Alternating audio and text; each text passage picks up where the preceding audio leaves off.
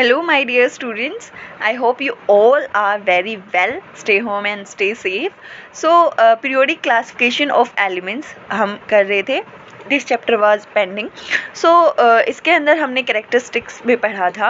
सबसे पहले atomic size के बारे में कि वो along the period और along the group कैसे increase and decrease कर रहे हैं and what's the reason behind that. Okay. So, after that हमने आयनाइजेशन एनर्जी के बारे में पढ़ा था, जिसके अंदर हमने ये देखा था कि अलोंग द ग्रुप और अलोंग द पीरियड जो है आयनाइजेशन एनर्जी जो है वो इंक्रीज़ कर रही है और डिक्रीज़ कर रही है, और इसका रीज़न क्या है, उसके इंक्रीज़ होने का रीज़न क्या है, डिक्रीज़ होने का रीज़न क्या है. ठीक है. After that the third one characteristics आज हम पढ़ने वाले हैं, जिसे हम इलेक्ट्रॉन एफिनिटी कहते हैं. So let get start the topic now. Here it is electron affinity. सबसे पहले हम ये देखते हैं इलेक्ट्रॉन एफिनिटी जो है वो होती क्या है. Electron affinity is the amount of energy released when electron is added to outer most shell of an atom. Okay. So हम इसके अंदर ये देखेंगे. देखिए, आयनाइजेशन एनर्जी क्या होती है. वो एनर्जी जब हम किसी भी जो एटम है उसके आउटर मोस्ट सेल से जो इलेक्ट्रॉन है उसको निकालते हैं, ठीक है, उसे हम आयनाइजेशन एनर्जी कहते हैं. और इलेक्ट्रॉन एफिनिटी का मतलब होता है जब हम कोई भी इलेक्ट्रॉन जो है किसी एटम के आउटर मोस्ट सेल के अंदर ऐड करते हैं उसे हम इलेक्ट्रॉन एफिनिटी कहते हैं, और उस टाइम जो एनर्जी रिलीज्ड होती है that is called as electron affinity. ठीक है. सो what will be the definition of that is the amount of energy released when electron is added to outermost shell of an atom. So confuse मत होइएगा. Ionization energy वो energy होती है जो हमें देनी पड़ती है जब हम इलेक्ट्रॉन को उसके अंदर से निकालते हैं, ठीक है, जो आउटर मोस्ट सेल है उसके अंदर से निकालते हैं. और इलेक्ट्रॉन एफिनिटी वो एनर्जी होती है जो रिलीज़ होती है जब हम कोई भी इलेक्ट्रॉन जो है वो आउटर मोस्ट सेल जो है एटम की उसके अंदर ऐड करते हैं. ठीक है.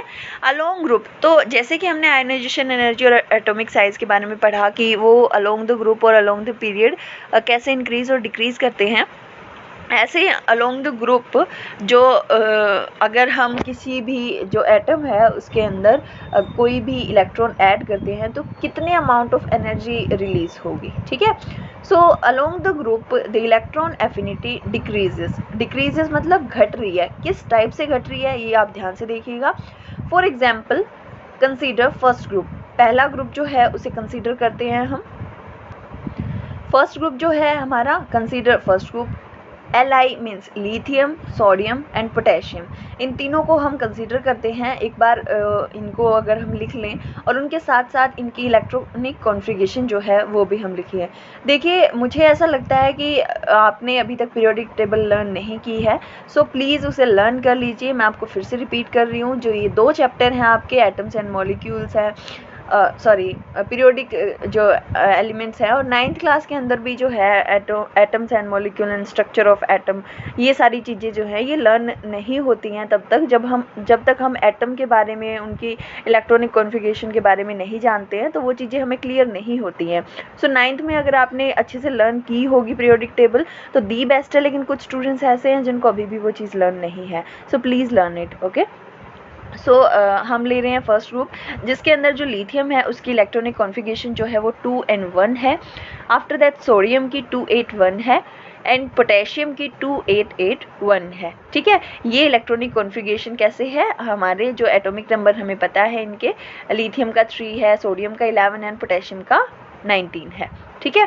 अब ये देखिए कि जो लिथियम है उसके आउटर मोस्ट शेल के अंदर 1 इलेक्ट्रॉन है, सोडियम के अंदर भी 1 है और पोटेशियम के अंदर भी 1 है. मैंने आपको बताया था फर्स्ट ग्रुप के अंदर जितने भी एलिमेंट्स हैं, एलिमेंट्स आते हैं, सबकी जो वैलेंसी है वो 1 है. ठीक है.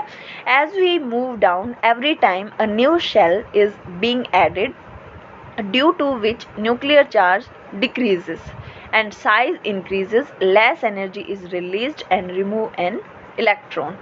क्या बता रखा है इसके अंदर.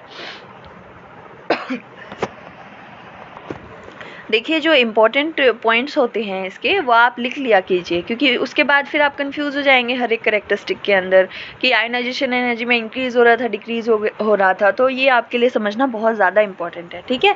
सबसे पहले देखिए कि जैसे जैसे मैंने आपको बताया था कि जैसे जैसे जो आउटर मोस्ट शेल जो है वो ऐड होती जाती हैं, कि देखिए फर्स्ट के अंदर जो है लिथियम के अंदर के और एल 2 शेल थी। उसके बाद जो सोडियम आया उसके अंदर KLM 3 सेल हो गई। उसके बाद पोटेशियम के अंदर 4 सेल हो गई। तो जैसे जैसे सेल बढ़ रही हैं वैसे वैसे जो साइज़ है एटम का वो भी बढ़ रहा है। ऑब्वियसली बात है, अगर किसी चीज़ के अंदर हम और ज़्यादा बढ़ा रहे हैं, जैसे कि हमारा घर है और उसमें 1 रूम है, 2 हैं, और उसके अंदर हम 3, 4, 5, 6 जितने रूम बढ़ाते जाएंगे वो बढ़ता जाएगा ना साइज़ हमारे घर का। तो इसी तरीके से एटम है कि अगर उसके अंदर और ज़्यादा हम सेल ऐड करते जा रहे हैं, सेल ऐड करते जा रहे हैं, तो उसका साइज़ इंक्रीज़ होगा। और जैसे जैसे उसका साइज़ इंक्रीज़ होता है न्यूक्लियर चार्ज जो है वो डिक्रीज़ होगा। डिक्रीज़ कैसे होगा कि देखिए जो मैंने आपको बताया था कि न्यूक्लियस के पास जो सेल है उसके ऊपर उसका जो पकड़ है, उसका जो फोर्स है वो सबसे ज़्यादा होगा, ठीक है।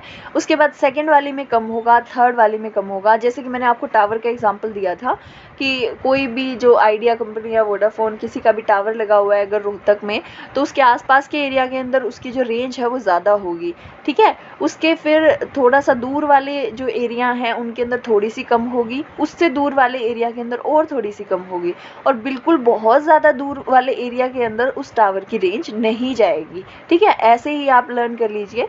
जैसे कि न्यूक्लियस का जो चार्ज है, न्यूक्लियर जो चार्ज है वो डिक्रीज़ हो जाता है, यानी कम हो जाता है या फिर बिल्कुल ख़त्म हो जाता है लास्ट में जाके, जब अगर हम बहुत ज़्यादा सेल्स उसके अंदर ऐड कर देते हैं। सो जो न्यूक्लियर चार्ज है वो डिक्रीज़ हो रहा है, एटॉमिक साइज़ इंक्रीज़ हो रहा है। तो जो अगर हम कोई भी इलेक्ट्रॉन जो है वो ऐड करते हैं आउटर मोस्ट शेल के अंदर, तो जो एनर्जी है वो कम रिलीज़ होगी। Less energy will be released when we remove an electron from the outer most shell of an atom. Okay, so देखिए लिथियम के अंदर अगर हम निकालते हैं लिथियम में से कोई भी इलेक्ट्रॉन जो है, तो उसके अंदर जो है एनर्जी ज़्यादा रिलीज़ होगी, ठीक है। इलेक्ट्रॉन एफिनिटी उसकी ज़्यादा होगी एज़ कम्पेयर टू सोडियम, और सोडियम की ज़्यादा होगी एज़ कम्पेयर टू पोटेशियम, ठीक है। ऐसे करके जो है डिक्रीज़ हो रही है कि सबसे ज़्यादा लिथियम की थी, फिर सोडियम की है, उसके बाद पोटेशियम की है, ठीक है। इस स्क्रीन के ऊपर देखिए, as we move down every time a new shell is being added due to which nuclear charge decreases and size increases, less energy is released and remove और when we remove an electron, ठीक है। आप देख सकते हैं lithium, sodium, potassium में तीनों का एग्जांपल आपको दे रखा है बहुत अच्छे तरीके से।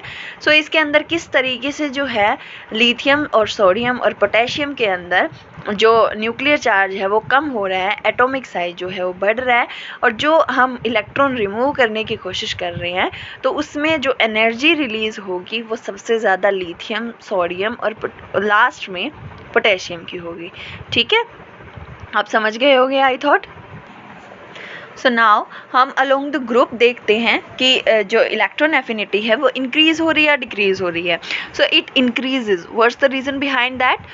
when we are taking 4 elements from the period, okay, so sodium, magnesium, aluminium and silicon, ठीक है। as usual हम इनकी इलेक्ट्रॉनिक कॉन्फ़िगरेशन लिखते हैं 281, 282, 283, 284, ठीक है। इसके अंदर आप क्या नोट कर रहे हैं कि एक और शेल नहीं बढ़ रही है, ठीक है, कि सोडियम के अंदर भी KLM 3 सेल हैं और सिलिकॉन के अंदर भी KLM 3 सेल ही हैं, ठीक है। यानी चारों के अंदर जो सेल है वो 3 ही हैं, लेकिन एक ही सेल के अंदर जैसे जैसे हम पीरियड्स के अलोंग आगे बढ़ रहे हैं वैसे वैसे जो इलेक्ट्रॉन है वो एक और ऐड हो रहा है उसके अंदर, ठीक है। एक और इलेक्ट्रॉन जो है वो ऐड हो रहा है पीरियड के अंदर अलोंग द पीरियड, लेकिन सेल जो है वो सेम है, ठीक है।